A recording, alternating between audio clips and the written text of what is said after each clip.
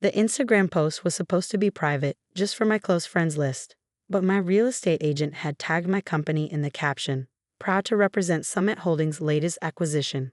Portfolio value now at $8.8 million. Congratulations, Morgan. By the time I noticed, the post had 847 likes and my phone was exploding. My father's text came at 2:34 p.m. Emergency family meeting. Tonight. 6 p.m. This is urgent. 1 year. That's how long it had been since my wedding. The embarrassing budget ceremony my sister Ashley had mocked in front of everyone. But 5 hours after 3 of my properties appeared on social media, suddenly, it was an emergency. Let me explain something about my family. We're the Sullivans. Old money, or so we pretended. My father ran a consulting firm that mostly survived off his trust fund. My mother chaired charity galas she couldn't actually afford to donate to. And my sister Ashley married a finance bro named Chad and lived in a mansion they were definitely over-leveraged on. Then there was me, Morgan, the practical one. The one who went to state school for finance instead of a private university for networking. The one who married Jake, a firefighter, instead of someone from the country club. My wedding had been at a community center. Simple decorations, potluck reception, a friend's band playing for free. We'd spent $3,000 total because Jake and I were saving for a down payment on our first investment property.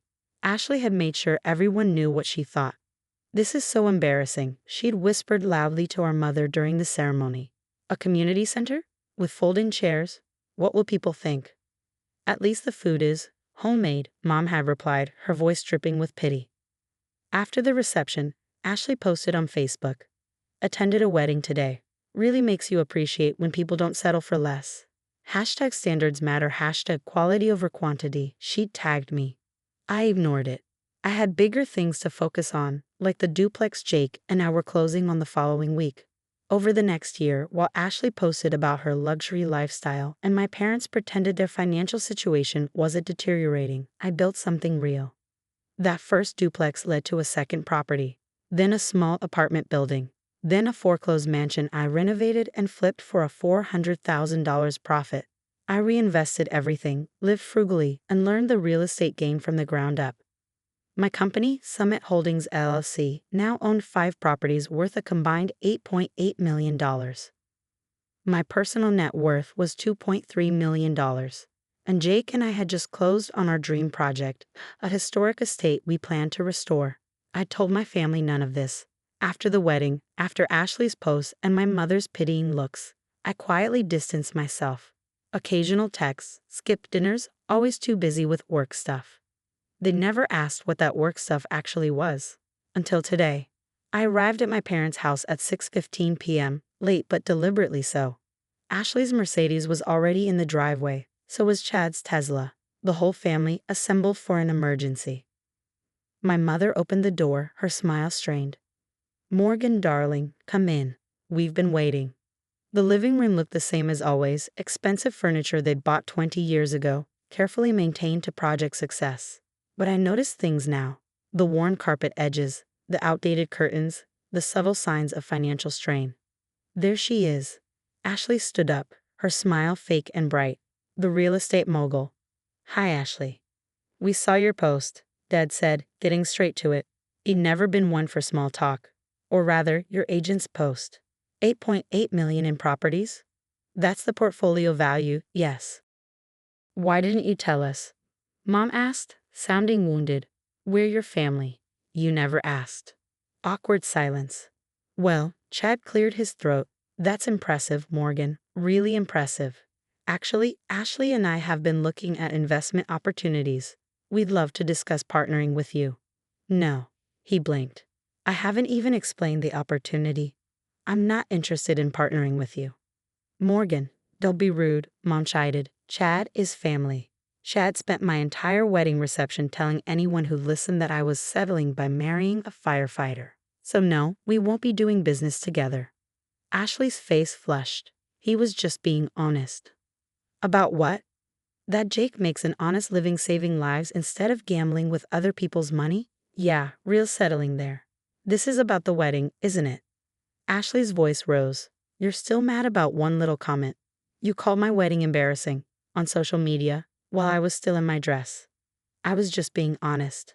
It was at a community center, Morgan, with folding chairs and potluck food. It was objectively cheap. It was what Jake and I could afford while saving for our first investment property. The one that started everything. The one that led to the $8.8 million you're all suddenly interested in. Dad cleared his throat. Morgan, we're not here to relitigate the past. We wanted to discuss something important, an opportunity that could benefit the whole family. What opportunity? My parents exchanged looks. The Whitmore estate, Mom said. You know how we've always loved that property. It's been in the Whitmore family for generations, but old Mrs. Whitmore passed away, and her children are selling. I knew the estate, 6 acres, a historic mansion, stunning views. I'd actually viewed it last month. The asking price is $2.4 million, Dad continued. It's our dream home. We've always imagined retiring there, hosting family gatherings. You can't afford it, I said simply. His face reddened. We have resources. Dad, I know about the second mortgage on this house. I know about the credit card debt. I know the consulting firm is barely breaking even. I pulled his business records. They were public. You can't afford a $2.4 million estate. Which is why we're asking for your help, Mom said quickly. A family investment. You could purchase it and we'd all. No. Morgan, be reasonable. I am being reasonable. You want me to buy you a mansion when you couldn't be bothered to celebrate my wedding without mocking it. That's not fair, Ashley protested. We came to your wedding and complained about it the entire time, and posted about it on social media, and made sure everyone knew you thought I was an embarrassment to the family. We just wanted better for you, Mom said. The community center, the budget reception, it reflected poorly on all of us. No, it reflected that Jake and I had priorities beyond impressing people. We wanted a marriage, not a performance. And while you were all busy judging us, we were building something real. I pulled out my folder. Since we're talking about the Whitmore estate, I should probably tell you, I bought it. Closed 3 days ago. $2.2 million, cash offer. The room went silent. You, what? Dad's voice was barely a whisper. I bought your dream house. The one you can't afford. The one you called me here to beg me to buy for you. I pulled out the deed. It's mine now. Ashley's face went from red to white. You bought it out from under us? That's cruel. No, Ashley. Cruel is calling your sister's wedding embarrassing. Cruel is mocking her choices on social media. Cruel is only caring about her when she has something you want. That's cruel. What are you going to do with it? Mom asked, tears streaming down her face. Live there? Flip it. I pulled out another document. I'm donating it to the city. The Whitmore estate will become a public park, a free community center, an event space for people who can't afford fancy venues. Maybe some bride can get married there in folding chairs without being called an embarrassment. You can't, Mom whispered. That property is worth millions, and I'm giving it away. Because some things matter more than money or status or what people think. I stood up. Jake and I don't need a mansion. We have the home we bought together. The life we built ourselves. The marriage we celebrate every day without caring if it's good enough for people who only love us conditionally. Morgan, please, Dad tried. We made mistakes, but we're still your family. Family shows up. Family celebrates your happiness, not judges your budget. Family doesn't disappear until you're useful. I gathered my papers. You spent a year ignoring me because I wasn't living up to your standards. Now you want back in because I exceeded them. That's not family. That's opportunism. We love you, Mom sobbed. You love what I have. There's a difference. I walked to the door, then turned back.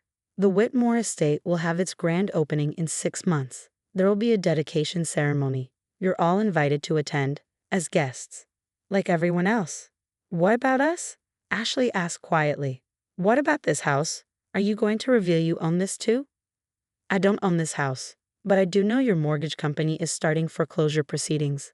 You have about 60 days before you lose it. I paused. You might want to downsize.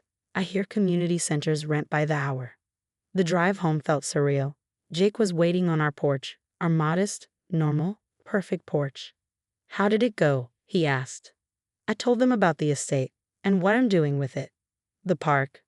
The park. I sat down next to him. They thought I'd buy them the mansion, share the wealth, bring them into my success. But you built it without them. Because of them, Every time Ashley called my wedding cheap, every time mom pitied my choices, every time dad dismissed my career, it fueled me.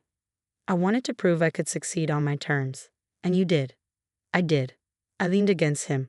They asked why I didn't tell them about my success. Like I owed them updates on my life after they spent a year making me feel small. Jake kissed my forehead. You know they'll show up at the dedication. Take credit. Tell people they always supported you. Let them. The park will have a plaque. In honor of all the couples who celebrate their love without apology, regardless of budget or status.